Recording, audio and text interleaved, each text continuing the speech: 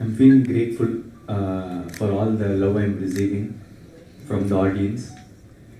I've been thinking, why is it like, as you said, it's fast and all. Like, I don't have answers to it actually, because I'm also thinking.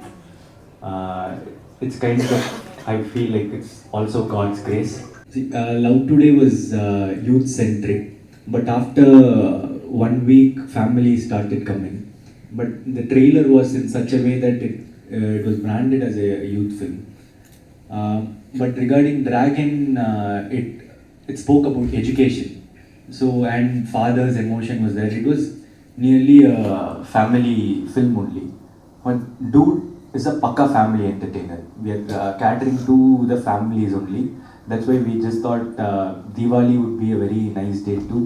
And it talks about relationships inside the family and what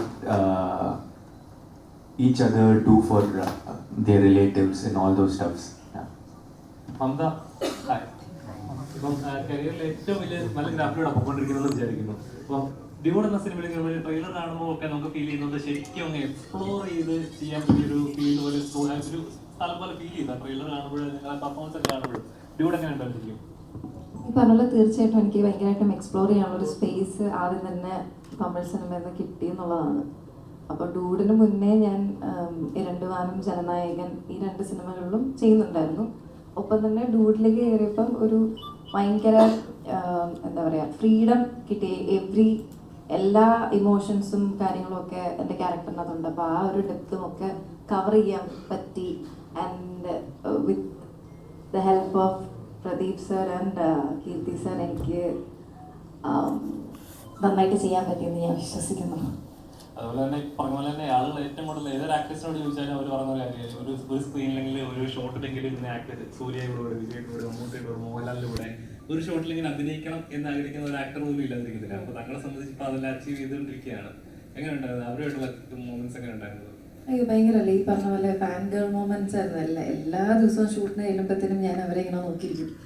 അതായത് അവരെന്താണ് ചെയ്യുന്നത് നമുക്ക് അവരെ observe ചെയ്യും, അവരെങ്ങനെയാണ് സെറ്റിൽ behave ചെയ്യുന്നത്. പിന്നെ doubt ഇപ്പോൾ ആക്ടിങ്, ക്യാമറയ്ക്ക് മുന്നിലും പുറകിലും എങ്ങനെയാണ് അവർ. അപ്പോൾ അതൊക്കെ കണ്ട് ഭയങ്കര ഇൻസ്പിറേഷൻ ഉള്ളത് മാത്രമല്ല, നമ്മൾ സ്ക്രീനിൽ കണ്ട് വളർന്നവർ ആണല്ലോ നമ്മളെല്ലാവരും. അപ്പം ഇവരെയായിട്ട് നേരിട്ട് ഇടപെടുമ്പോൾ അവർ നമ്മളെ കൂടുതൽ ഇൻസ്പയർ ചെയ്യുക. അതായത് ജസ്റ്റ് സ്റ്റാർഡം മാത്രമല്ല, അവർ ഭയങ്കര ഇൻ പേഴ്സൺ ഭയങ്കര സ്വീറ്റ് ആൻഡ് ഭയങ്കര ലൈക്ക് നമുക്ക് എന്താ കൂടുതൽ അഡ്മിറേഷൻ തോന്നും. അപ്പൊ എനിക്ക് അങ്ങനെയാണ് അവർ. അയ്യോ അങ്ങനെ ഒരിക്കലും പറ്റത്തില്ല. രണ്ടുപേരെയും എന്താ പറയാ, നമുക്ക് കമ്പയർ ചെയ്യാൻ പോലും പറ്റത്തില്ല. ട്രെയിലറിൽ കുറെ അടിക്കണ സീക്വൻസ് ഉണ്ട്. അത് എത്ര ടേക്ക് ഒക്കെ പോയിട്ടുണ്ടായിരുന്നു? ടേക്കൊക്കെ അത് പ്രദീപ് സാർ പറയുമോ എത്ര ടേക്ക്? എനിക്കൊന്ന് മാക്സിമം എല്ലാ സീനിലും അടി കൊടുക്കുന്ന എല്ലാ സീനിലും I think 1 or 2 maximum, അല്ലേ? 1 or 2 maximum. നമുക്ക് അങ്ങനെ 1 or 2 അതായത് നമ്മൾ റിഹേഴ്സലൊക്കെ ചെയ്യുമ്പോഴത്തേനും ഇങ്ങനെ ചുമ്മാ വീശും. ടേക്കിൻ്റെ സമയത്ത് കുറച്ച് കൊടുക്കും. അത് കീർത്തി സാറ് പറഞ്ഞു എനിക്ക് റിയൽ ആയിട്ട് വേണം, എനിക്ക് അടി കൊടുക്കുന്ന ഫീൽ ആവണമെന്ന് പറഞ്ഞതുകൊണ്ടാണ് അങ്ങനെ ചെയ്തത്, അല്ലേ? മമിതാനത്തോട് ചോദ്യം ചോദിക്കാറുണ്ട്. As A Malayalam producer, how was it working in a Malayalam setup versus a Telugu and a Tamil setup? Are you more comfortable over here or are you more comfortable over there?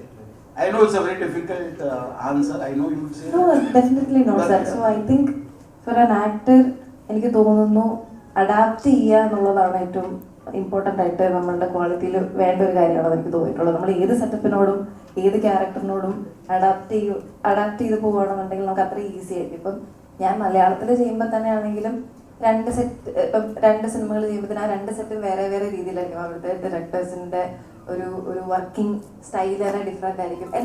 എല്ലാ തരത്തിലും different ആയിരിക്കും. ഇവിടെ ഭാഷ മാറുന്നു, ഭക്ഷണം മാറുന്നു, climate മാറുന്നു എന്നുള്ളതൊക്കെയാണ് എൻ്റെ മെയിൻ ആയിട്ടുള്ള ഡിഫറൻസ് എനിക്ക് തോന്നിയിട്ടുള്ളത്. അല്ലാതെ ഒരു ക്ലീൻ സ്ലേറ്റോടെ നമ്മൾ എല്ലാ സിനിമയിലും ചെല്ലുമ്പോഴത്തേനും ഇറ്റ്സ് ദ സെയിം. എനിക്ക് ഭയങ്കര കംഫർട്ടബിൾ ആണ്. ഇതുവരെ ടച്ച്വുഡ് എനിക്ക് എല്ലാ സെറ്റും ഭയങ്കര കംഫർട്ടബിൾ ആയിരുന്നു. എല്ലാ സെറ്റിലും നല്ല നന്നായിട്ട് പെർഫോം ചെയ്യാൻ അവരെന്നെ സപ്പോർട്ട് ചെയ്തു. തമിഴ് ചെല്ലുമ്പോഴാണെങ്കിലും തെലുഗു, നമ്മുടെ ഹൈദരാബാദൊക്കെ കഴിഞ്ഞ ദിവസം ചെല്ലുമ്പോഴാണെങ്കിൽ ഭയങ്കര വെൽക്കമിങ് ആണ് അവർ. അതുകൊണ്ട് എനിക്ക് ഒരിക്കലും ഒരു ബാഡ് എക്സ്പീരിയൻസോ അല്ലെങ്കിൽ നമുക്ക് താരതമ്യം ചെയ്യാൻ പറ്റത്തില്ലാത്ത ഒരു ഘടകമാണത്.